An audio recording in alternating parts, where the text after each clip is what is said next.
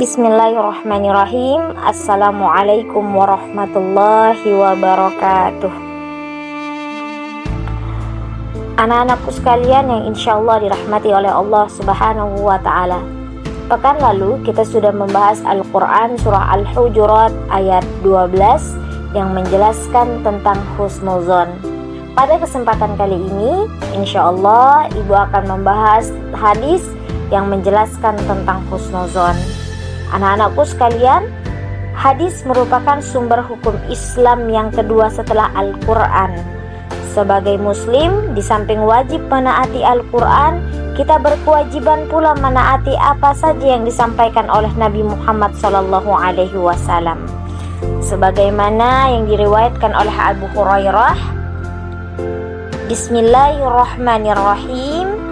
An Abi Hurairah an Rasulillah sallallahu alaihi wasallam annahu qala Allahu azza wa jalla ana inda zanni abdi bi wa ana ma'ahu haitsu yazkuruni wallah afrahu bi taubati abdihi min ahadikum yajidu dallatahu bil falah wa man taqarraba ilayya shibran taqarrabtu ilayhi zira'an wa man taqarraba ilayya zira'an taqarrabtu ilayhi ba'an wa idza aqbala minni yamshi aqbaltu ilayhi uharwil.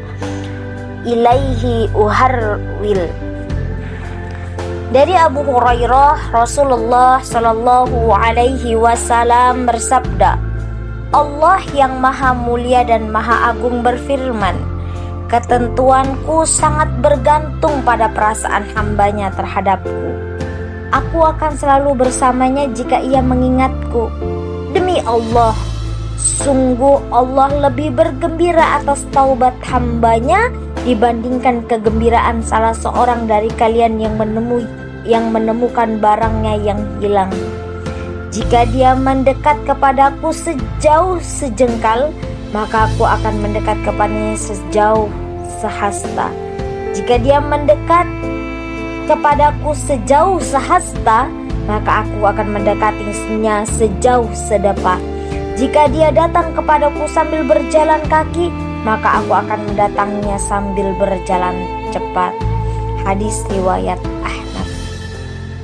Makna dan kandungan isi hadis ini, yang pertama, kita diperintahkan untuk selalu berpikir positif, husnuzon saat menghadapi segala rintangan dan problem yang datang. Energi positif akan menyertai kehidupan. Perubahan hanya dimulai dari berpikir positif dan terbukanya banyak peluang menuju pintu-pintu kesuksesan. Kedua, makna daripada hadis ini bahwa pertolongan Allah Subhanahu wa ta'ala hanya diberikan kepada siapa saja yang menjadikan Allah sebagai sandaran hidup, sebagai tempat menggantungkan cita dan harapan, selalu mengingat zikirnya kepada Allah dulu, kini, dan selamanya, baik di saat suka maupun duka, sedih dan gembira, kaya dan miskin. Selanjutnya, makna daripada hadis ini, Allah Subhanahu wa ta'ala selalu memberi harapan dan kabar gembira kepada siapa saja yang berkubang dalam kemaksiatan dan dosa agar bertaubat dan jangan berputus asa. Hindari pikiran negatif, prasangka buruk, asalkan mau dan bertekad mengubah dirinya ke jalan kebenaran melalui taubatan nasuha, maka kehidupannya akan melimpah kesuksesan dan kebahagiaan. Masya Allah. Selanjutnya, hadis yang kedua. Bismillahirrahmanirrahim. An Abi Hurairah radhiyallahu anhu qala Rasulullah sallallahu alaihi wasallam, iyyakum wa dhanna fa inna dhanna akdzabul hadisi wa la tajassasu. yang artinya dari Abu Hurairah radhiyallahu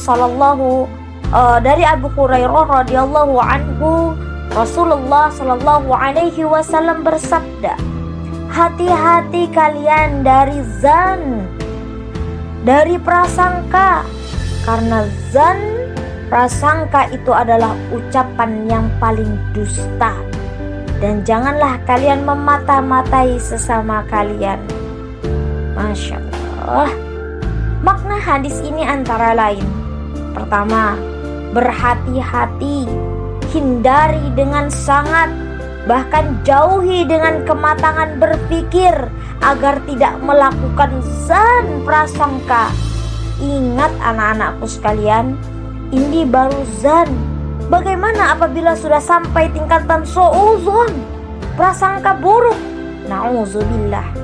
Kedua, makna daripada hadis ini, dasar atau landasan dilarangnya sikap ini karena ia merupakan ucapan yang paling buruk, paling jelek. Hal ini dapat kita lihat akibatnya dalam realitas kehidupan sehari-hari, khususnya tayangan yang berjenis infotainment. Masya Allah, ya Allah, subhanallah. Atau masalah-masalah sepele yang menjadi penyebab pelajar melakukan tawuran dan perkelahian antar pelajar, yang berakibat adanya korban jiwa. Na'udzubillah. Husnuzon berarti berprasangka baik, berpikir positif. Makna lain husnuzon adalah sikap atau keadaan jiwa yang mampu memahami dan menilai sesuatu secara baik dan bijaksana. Sebaliknya, orang yang selalu berpikir negatif atau berprasangka buruk disebut dengan su'uzon. Apa sih hikmah dan manfaat dari husnuzon? Sifat husnuzon merupakan salah satu sifat yang terpuji anak-anakku sekalian. Seseorang yang memiliki sifat ini termasuk orang yang beruntung. Karena jika kehidupan rohaninya telah diwarnai sifat ini, ia akan lebih mampu untuk menahan dan mengendalikan diri, serta tidak mudah memberi penilaian yang salah atau negatif terhadap orang lain. Keuntungan lain daripada husnuzon, hidup selalu diliputi oleh ketenangan, ketentraman, serta kedamaian, jauh dari prasangka gelisah, was-was, khawatir, bahkan sakit hati. Seseorang muslim yang memiliki sikap ini akan terhindar dari malapetaka duniawi dan kufur kepada Allah Subhanahu wa ta'ala. Apa perbedaan husnuzon, ghibah, dan buhtan, fitnah, dan sebagainya? Ghibah itu adalah membicarakan kejelekan orang lain di belakang orang yang bersangkutan, walaupun yang disebut itu cocok dengan pelakunya. Jika keburukan yang disebut itu tidak disandang oleh yang bersangkutan, itulah yang dinamakan buhtan atau bohong besar. Perkataan bohong besar atau tanpa berdasarkan kebenaran dengan maksud menjelekan orang lain, itu disebut fitnah. Itulah perbedaan daripada husnuzon, ghibah, buhtan, dan fitnah. Berdasarkan dari uraian tersebut anak-anakku sekalian, penting bagi kita semua membiasakan prasangka baik atau berpikir positif dalam menjalani kehidupan ini. Hidup ini tidak selalu datar. Laksana sebuah jalan, kita akan temui jalan yang berkelok, turunan, tanjakan, bahkan berlumur dengan lumpur. Seseorang penjaga pernah berkata bahwa dunia ini sangat indah dan menyenangkan. Memang sesekali pernah mendung, namun sangat salah jika kondisi tersebut selalu terjadi, dan lebih salah lagi jika cuaca sedang cerah dan terang menderang.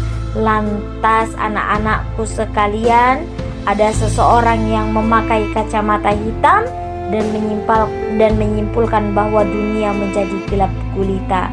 Cuaca dianggap terus-menerus menurunkan musibah dan kejadian yang menyesakkan dada. Nauzubillah. Semoga kita semua terhindar dari sifat suudzon, perilaku yang jelek, perilaku yang buruk, perilaku yang negatif.